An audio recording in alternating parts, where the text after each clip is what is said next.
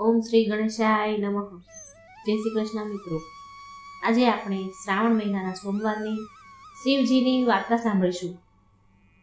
શેઠ કહે છે નોકરને, તેના ઘરની નોકરાણીને, શું વાત છે માલતી, આજે ફરી મોડી કેમ આવી છે કામ પર? ક્યાંક આ તારા મોડા આવવાની તારી આદત ને તારા ઉપર ભારે ન પડી જાય? માલતી બોલી, શેઠજી, હું તો રોજ જલ્દી જ આવી જાઉં છું અને સવારે 7 વાગે જ મેં તો કામ પર આવવાનું શરૂ કરી દીધું છે અને કામ પણ શરૂ કરી દીધું છે મેં। શેઠ બોલ્યા, માલતી, તું કેટલું જૂઠું બોલે છે? હું સવારે 5 વાગે ઉઠીને સવારે આંગણામાં બેસી જાઉં છું। મેં તો તને કેટલાય સમયથી આટલા વાગે જ આવતા જોઈ છે, મોડી આવતા જ જોઈ છે। એટલામાં શેઠાણી બોલ્યા, સાંભળો જી, માલતી સાચું કહે છે, તે સવારે 7 વાગે જ આવી જાય છે। માલતી ક્યારેય મોડી નથી આવતી કામ પર, ઘરના કામ પણ સમયે પૂરા કરે છે। માલતીએ ઘરની સાફ સફાઈનું બધું જ કામ પૂરું કરી દીધું છે। શેઠ તો શેઠાણીને એનું કંઈ સાંભળે નહીં અને શેઠાણીને તો ખખડાવી નાખ્યા કે તું ચૂપ કર, અત્યારના નોકર નોકરાણીને તો બહુ ચડાવાય નહીં, બહુ ચાલાક હોય છે। સાંભળ માલતી, જો તારે તારા પૈસા ન કપાવા હોય તો સવારે 5 વાગે કામ પર તું આવી જજે, તારે 5 વાગે કામ પર આવવું પડશે। માલતી બોલી, શેઠજી, માલિક, તમને તો ખબર છે કે પૂજાના પપ્પા બીમાર રહે છે, તે અત્યારે પથારીમાં છે, તે ખૂબ બીમાર છે, એમની દેખરેખ મારે કરવી પડે છે, ત્યાર પછી જ હું કામ પર આવી શકું છું। માલતી બોલી, આવું ન કરો શેઠજી, મારા ઉપર દયા કરો, મારી મજબૂરી સમજો। માલિક, શેઠ હલ્દીરામ બહુ જ અત્યાચારી સ્વભાવનો માણસ હતો, તેને કોઈના ઉપર ક્યારેય દયા આવતી ન હતી। તે તેની નોકરાણી માલતી પર બહુ જ ગુસ્સો ને અત્યાચાર કરે છે, વાત વાત પર માલતી પર ગુસ્સો કર્યા કરે, તેના પૈસા કાપી નાખે, સેજ કઈ ભૂલ આવે તો તેના પૈસા કાપી નાખે, જબરજસ્તીથી ઘરના અન્ય કામ પણ કરાવી લેતો, આટલો જ નિર્દય શેઠ હતો। માલતીની મજબૂરી હતી શેઠ હલ્દીરામ પાસે કામ કરવાની, કારણ કે માલતીના પતિ સુરેશ બીમાર રહેતા હતા, ઘરમાં નાના નાના છોકરા હતા અને ગામમાં હલ્દીરામ સિવાય બીજું કોઈ કામ આપતું ન હતું, અને આ જ વાતનો ફાયદો શેઠ હલ્દીરામ ઉઠાવતો હતો। શેઠ તેના નોકર સાથે, બહુ જ નોકરો હતા જેટલા પણ, એ બધા સાથે બહુ બેરહમીથી વર્તન કરતો હતો, જરાક પણ દયા ન રાખે। તેમાંથી એક માલતી પણ હતી। માલતી ભગવાન શિવની બહુ જ મોટી ભક્ત હતી, બહુ પૂજા પાઠ કરતી હતી। માલતીને વિશ્વાસ હતો તેના જીવનના સંકટો, દુઃખ મહાદેવ જરૂર એક દિવસ કાપશે, શિવશંકર જરૂર તેમની પીડા દુઃખ દૂર કરશે। આ વિશ્વાસની સાથે અને શ્રદ્ધાની સાથે તે રોજ ભગવાન શિવના મંદિરે જતી, ભગવાનને પ્રાર્થના પૂજા અર્ચના કરતી, પૂજા અર્ચના કરી અને સમય પર ઘરના બધા જ કામ કરીને હલ્દીરામને ત્યાં કામ પર ચાલી જતી હતી। પણ હલ્દીરામ જ્યારે જુઓ ત્યારે માલતીની પાછળ જ પડ્યો રહે, બિચારીને ટક ટક કર્યા જ કરે, જેવી એને જોઈ નથી એવી એને ખખડાવી નથી। શેઠ હલ્દીરામની પત્ની આશા બહુ જ સારા સ્વભાવની હતી। હલ્દીરામને એક છોકરો ને વહુ હતા, પણ લગ્નના 8 વર્ષ થયા છતાં પણ તેમને માતા પિતા બનવાનું સુખ ન મળ્યું હતું। એક દિવસ શેઠ તેના છોકરાને કહે છે, અરે કિશોર, બેટા કિશોર, કેટલાય ડોક્ટરો, હકીમ, વૈદ્યને દવા લીધી છે તમે લોકોએ, પણ મને તો એવું લાગે છે કે અમે વગર પૌત્ર પૌત્રીનું મોઢું જોયા વગર જ મરી જઈશું। અમારા ભાગ્યમાં કોઈ અમને આશા નથી દેખાતી કે અમારા ભાગ્યમાં કોઈ પૌત્ર પૌત્રીનું સુખ નથી દેખાતું। અત્યારે કયા ડોક્ટર પાસેથી તું જઈને આવી રહ્યો છે એ મને બતાવ। કિશોર બોલ્યો, પિતાજી, કોઈકે મને શહેરમાં ડોક્ટર બતાવ્યો હતો, હમણાં જ હજી તેને બતાવીને ચાલ્યો આવું છું। છતાં પણ, આટલું કહીને કિશોર ઊભો રહી ગયો। શેઠ બોલ્યો, હું તારું આ પણ સમજી ગયો છું, હવે આપણે વંશ આગળ નહીં વધે એ મને ખબર પડી ગઈ છે, આપણા ભાગ્ય જ ફૂટેલા છે। એટલામાં શેઠાણી આવ્યા। આશા માલકીન બોલી, સાંભળો જી, આમ બૂમો ન પાડો, ધીરે બોલો. વહુ હજી હમણાં જ શહેરથી થાકી પાકેલી આવી છે. તે સાંભળશે તો શું વિચારશે? શેઠ બોલ્યા. અરે શું વિચારશે એટલે? ધીમે બોલો એટલે? હું સારું તો કહું છું, સાચું તો કહું છું. દીનાનાથે તેની વાંઝણી દીકરીને આપણા ગળે બાંધી દીધી છે, જે આ ઘરને વારિસ પણ નથી આપી શકતી. એના બાપાએ વાંઝણી દીકરી પરણાવી દીધી આપણને. એવામાં માલતી આવી અને બોલી, શેઠજી, ઘરનું બધું જ કામ થઈ ગયું છે, બસ વહુ રાણીની રૂમની સાફ સફાઈ બાકી છે. વહુ રાણી ઘરે ન હતા માટે મેં તેનો રૂમ સાફ નથી કર્યો. શેઠ બોલ્યા, જા કરી લે વહુનો રૂમ સાફ. વહુ રાણી મોટી કમાણી કરીને આવી છે, શહેરમાં જઈને આવી છે, હંમેશા નિરાશા જ હાથમાં લઈને આવે છે. આવી વહુઓ તો શાંતિથી જીવવા નથી દેતી. આમ બહુ ગુસ્સે થાય છે હલ્દીરામ અને વહુને બહુ ખરી ખોટી સંભળાવે છે. હલ્દીરામ તો મગજનો ફાટેલો હતો. આ બધી શેઠની વહુ સાંભળી રહી હતી. અર્ચના જેનું નામ હતું, આ બધી શેઠની વાત સાંભળી ગઈ. તેને ખૂબ દુઃખ લાગ્યું. શેઠની વહુ અર્ચનાની આંખમાં આંસુ આવી ગયા. ખૂબ જોર જોરથી રડવા લાગી. એટલામાં શેઠાણી વહુ પાસે આવ્યા અને કહે છે, ચૂપ થઈ જા વહુ બેટા, તારા સસરાનો તો સ્વભાવ આવો જ છે. તે કઈ વિચાર્યા વગર જ બોલ્યા કરે છે. તું શહેરથી આવી છે, થાકેલી પાકેલી છો, આરામ કરી લે. વહુ તેને સાસુને કહે છે, માજી, મારી કિસ્મતમાં તો સંતાન સુખ લખ્યું જ નથી. હું જ ખોટી છું. તમે બધા મારા કારણે કેટલું દુઃખ ભોગવી રહ્યા છો. તમે જાણો છો ને સાસુમાં, હું બધી જ જગ્યા પર જઈ આવી છું. જ્યાં જ્યાં લોકોએ મને ઠેકાણું બતાવ્યું, ડૉક્ટરનું, હકીમ વૈદનું, હું બધી જ જગ્યાએ જઈને આવી છું. પણ હવે મને કંઈ સમજમાં નથી આવતું કે આ દુઃખ મારું કેવી રીતે દૂર થશે. હવે તો મારી ઉમ્મીદ પણ આશા પણ તૂટી ગઈ છે.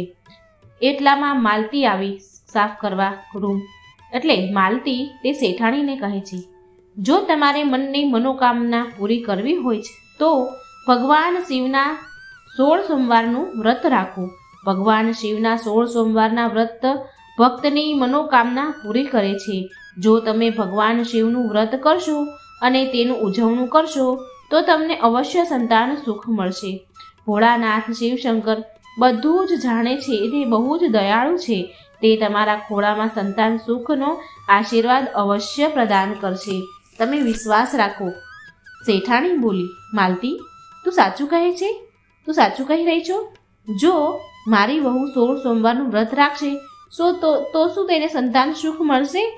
માલતી બોલી, હા માલકીન, આ સાચું છે. તમે એકવાર તમારી વહુરાણી પાસે આ વ્રત કરાવો તો ખરી. મેં પણ આ વ્રત શરૂ કર્યા, જેનાથી મારા પૂજાના પિતા છે જે એ સાજા થઈ જાય માટે મેં પણ 16 સોમવારના વ્રત શરૂ કરી દીધા છે. મારા પતિ બહુ બીમાર છે માટે માલતીના કહેવાથી અર્ચનાએ ભગવાન શિવના 16 સોમવારનું વ્રત કરવાનું શરૂ કરી દે છે.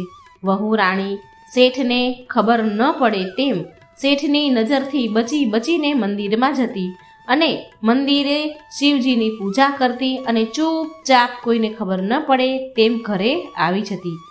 શેઠાણીએ તેની વહુને સમજાવી દીધું હતું કે ઘરમાં કોઈને આ વાતની ખબર ન પડવી જોઈએ કે તું 16 સોમવારનું વ્રત કરી રહી છો, નહીં તો ઘરમાં તને કોઈ વ્રત કરવા નહીં દે.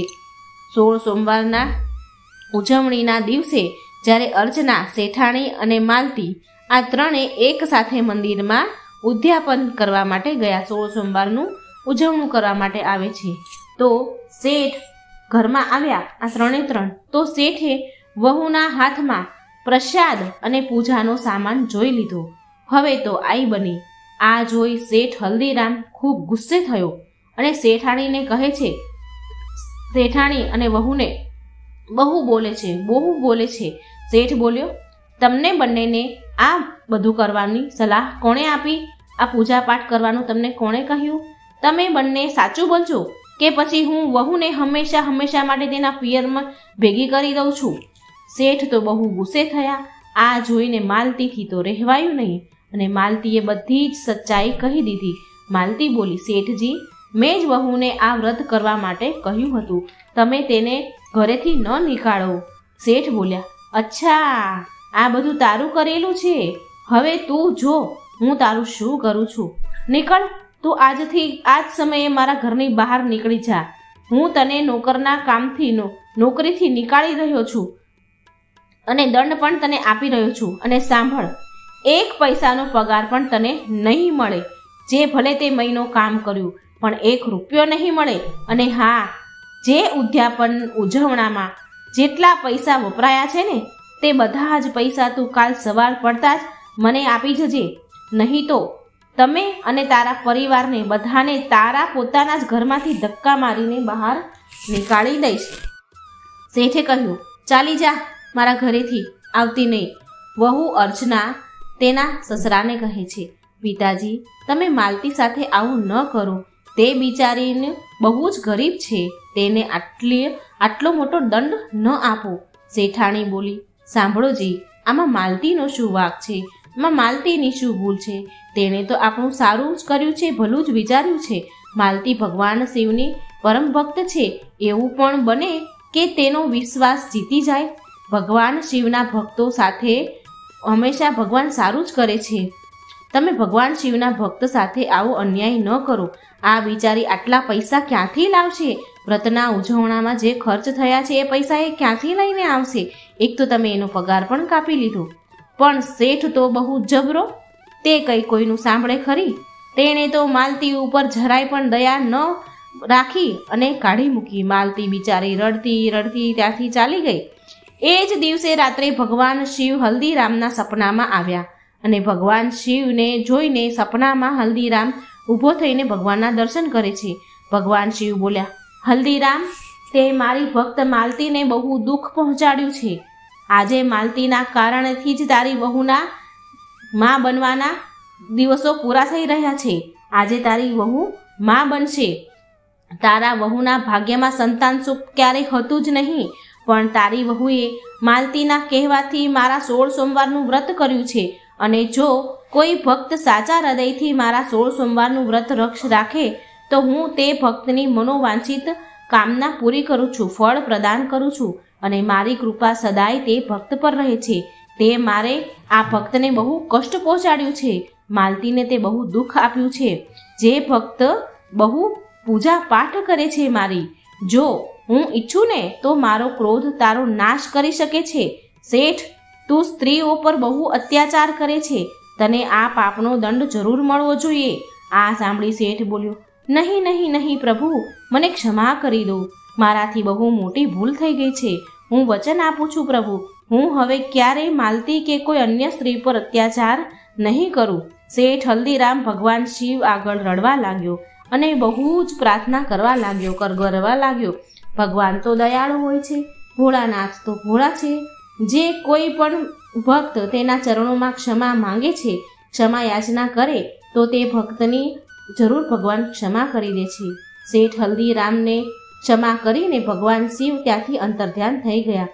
બીજા દિવસે સવાર પડી જ્યારે શેઠાણી હલ્દીરામને ઉઠાડવા આવી અને હલ્દીરામની આંખ ખુલે છે તો શેઠાણી તેને વહુના માં બનવાના સમાચાર આપે છે, ખુશખબર આપે છે.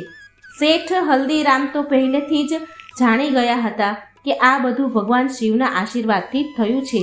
શેઠે હલ્દીરામ માલતીરામને બોલાવી એની પાસે ક્ષમા માંગી અને બોલ્યા, માલતી બહેન, મને માફ કરી દો.